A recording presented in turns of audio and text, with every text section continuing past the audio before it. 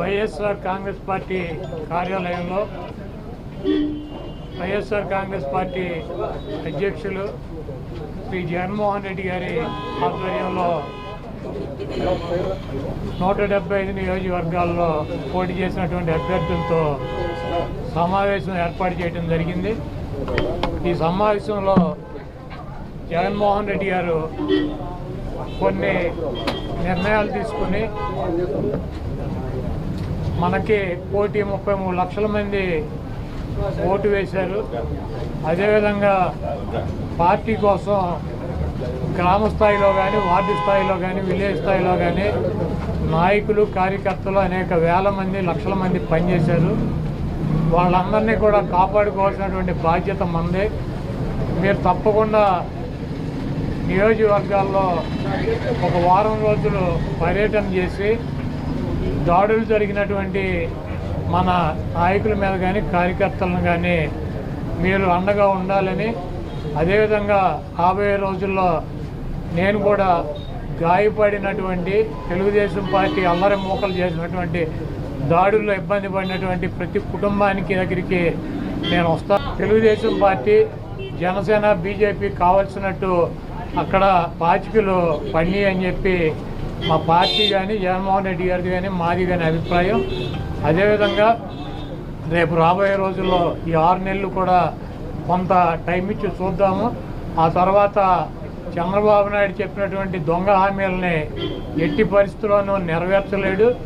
ఎందుకంటే ఇవాళ చూసాం, సూపర్ 6 అని పెట్టాడు. ఆ సూపర్ 6లో 18 సంవత్సరాలు దాటినటువంటి ప్రతి మహిళకి 1,500 పెన్షన్ ఇస్తా అన్నాడు. రేపు 1వ తారీఖు ఇస్తున్నాడా? దాని గురించి మాట్లాడట్లా. 3 గ్యాస్ సిలిండర్లు ఇస్తా అని చెప్పాడు. దాని గురించి మాట్లాడట్లా. బస్సుల గురించి మాట్లాడట్లా. అదేవిధంగా బీసీ కానీ, ఎస్సీ కానీ, ఎస్టీ కానీ వర్గాలకి 50 సంవత్సరాలు దాటిన వాళ్ళకి పెన్షన్ ఇస్తానని చెప్పాడు సూపర్ 6లో. దాని గురించి మాట్లాడట్లా. అది ఎప్పుడు ఇస్తాడో చెప్పట్లా. అదేవిధంగా ఇంకోటి 20 లక్షల మందికి నిరుద్యోగులకి ఉద్యోగాలు ఇప్పిస్తాను. ఉద్యోగాలు కనుక ఇప్పించలేకపోతే ఈ లోపు 3,000 రూపాయలు నిరుద్యోగ వృత్తి కూడా ఇస్తానని చెప్పి సూపర్ 6లో పెట్టాడు. మొన్న తెలంగాణలో హరీష్ రావు గారు మాట్లాడుతూ చెబుతున్నాడు, చంద్రబాబు నాయుడు గారు చెప్పిన వాగ్దానాన్ని ఏమీ చెప్పాడు. 1,000 రూపాయలు ఈయన పెంచింది. ఇప్పుడు వచ్చి 3,000 ఆల్రెడీ ఇచ్చేది జగన్మోహన్ రెడ్డి గారు. 3,000 ఇస్తా అంటే ఈయన వచ్చి 1,000 ఇచ్చాడు. మీరు అక్కడ 2,000 ఇస్తా అంటే రేవంత్ రెడ్డి 4,000 చేయాలి కాబట్టి అక్కడ ఇబ్బంది పడుతూ ఉంటాడు. ఇంకా ఈయన సూపర్ 6 అని చెప్పి ప్రతి మహిళకి 1,500 రూపాయలు ఇస్తాడు 18 సంవత్సరాలు దాటిన వాళ్ళకి. మరి ఆ వాగ్దానం ఎప్పుడు చేస్తాడు? రేపు 1వ తారీఖు ఇవ్వరా? కాబట్టి తెలుగుదేశం పార్టీ ఆయన ఇచ్చినటువంటి వాగ్దానాలను, చంద్రబాబు నాయుడు చేసినటువంటి వాగ్దానాలని పక్కదారి పట్టించడానికి ఊరికినే నిన్నేమో పోలవరం వెళ్ళి వచ్చాడు సోమవారం, మళ్ళీ గురువారం ఏమో అమరావతి వెళ్ళి వచ్చి అక్కడ అన్నీ తిరిగి ఈయన కాలక్షేపం కబుర్లు, కాలక్షేపం మాటలు, ఊరికినే ఆయన వెళ్ళి అటు ఇటు తిరిగి రావడం తప్పించి ఎప్పుడు నువ్వు సూపర్ 6 అమలు చేస్తున్నావు స్పష్టంగా చెప్పాలని చెప్పి మేము డిమాండ్ చేస్తున్నాం. ఇప్పుడు ఇది ప్రజాస్వామ్య దేశం. ఎవరిని టార్గెట్ చేసుకున్నప్పుడు నేను పోయినంత మాత్రాన నన్ను టార్గెట్ చేస్తే వైఎస్ఆర్ కాంగ్రెస్ పార్టీ ఏం ఆగదు. జగన్మోహన్ రెడ్డి గారు ఇంటికి కూడా వీళ్ళు ఏం పీకలేరు. నన్ను కాదు, జగన్మోహన్ రెడ్డి గారిని టార్గెట్ చేస్తారు. ఇక్కడ మీరున్న సెక్యూరిటీ అంతా తీసేసి, గన్మెన్లను తీసేసి, ఇంకా 15 రోజులు ఎలక్షన్ జరగలేదు, కమిటీ సిఫార్సులు రాలేదు, ఇక్కడ మొత్తం అంతా కూడా సెక్యూరిటీ తీసేశారు కదా. తీసేసి ఎల్లో మీడియా కెమెరాలు పట్టుకొచ్చి జగన్మోహన్ రెడ్డి గారి ఇంట్లోకి ఎట్టేళ్ళాలి, గోడదు ఎట్టేళ్ళాలి, ఇవన్నీ కూడా వాళ్ళే చూపిస్తున్నారు. కాబట్టి ఇక్కడ టార్గెట్ ఎవడు దొరికితే ఆ టార్గెట్. ఇటువంటి వాటికి భయపడే ప్రసక్తి లేదు. ఎవడెవడికి టార్గెట్, ఎవడెవడి చేతులు ఏం రాసి ఉందో అవన్నీ పైన ఉన్నటువంటి భగవంతుడు నిర్ణయిస్తాడు. ఎవరి టార్గెట్లు ఎవరికి ఏమవుతుందో చూద్దాం రాబోయే రోజుల్లో. అదేవిధంగా ఋషికొండలో కట్టినటువంటి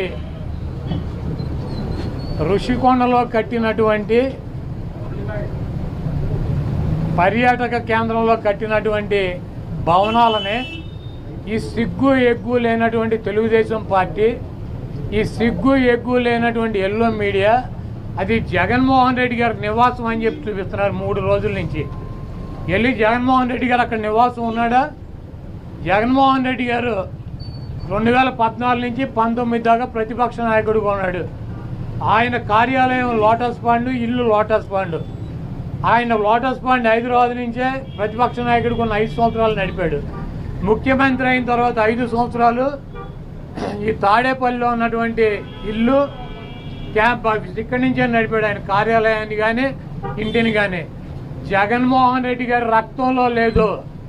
ప్రభుత్వం కట్టించినటువంటి ఇళ్లలో ఉండటం కానీ, ప్రభుత్వం కట్టించినటువంటి గెస్ట్ హౌస్లో ఉండేటువంటి కర్మ జగన్మోహన్ రెడ్డి గారికి పట్టల.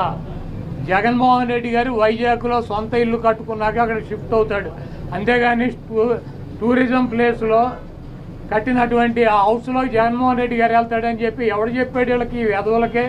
అది జగన్మోహన్ రెడ్డి గారి కోసం కట్టించుకున్నటువంటి ఇల్లు అని చెప్పి రకరకాలైనటువంటి కథనాలు రాస్తున్నారు. అది ఒక అంతర్జాతీయ రాజధానిగా తీర్చిదిద్దాలన్నదే వైఎస్ఆర్ కాంగ్రెస్ పార్టీ లక్ష్యం. దాన్ని రాజధాని చేయాలన్నదే ఆ రోజు నిర్ణయించుకున్నాం. కాబట్టి అక్కడ ఇంటర్నేషనల్ సెమినార్లు జరుగుతున్నాయి. అనేక మంది ఇంటర్నేషనల్ సంబంధించినటువంటి దేశ విదేశాల నుంచి అనేక మంది పారిశ్రామికవేత్తలు వస్తున్నారు.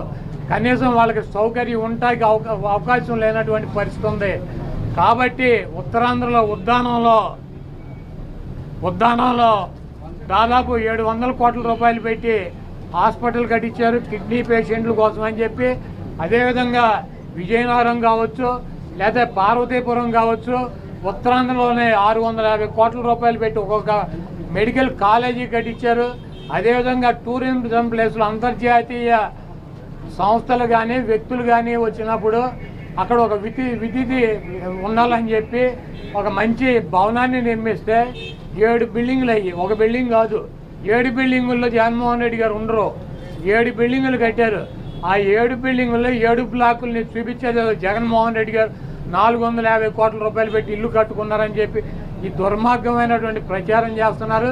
ఇవన్నీ కూడా ప్రజలు గమనిస్తారు. చంద్రబాబు నాయుడుకి ఇచ్చినటువంటి వాగ్దానాలు నెరవేర్చలేక నీకు సూపర్ 6లో పెట్టినటువంటి వాగ్దానం 1500 రూపాయలు ఇస్తానని చెప్పావా, చెప్పలేదా? 18 సంవత్సరాలు దాటిన వాళ్ళకి రేపు 1వ తారీఖు నీకు దమ్ముంటే 20 లక్షల మంది నిరుద్యోగులకు 3000 ఇస్తానని చెప్పావా లేదా?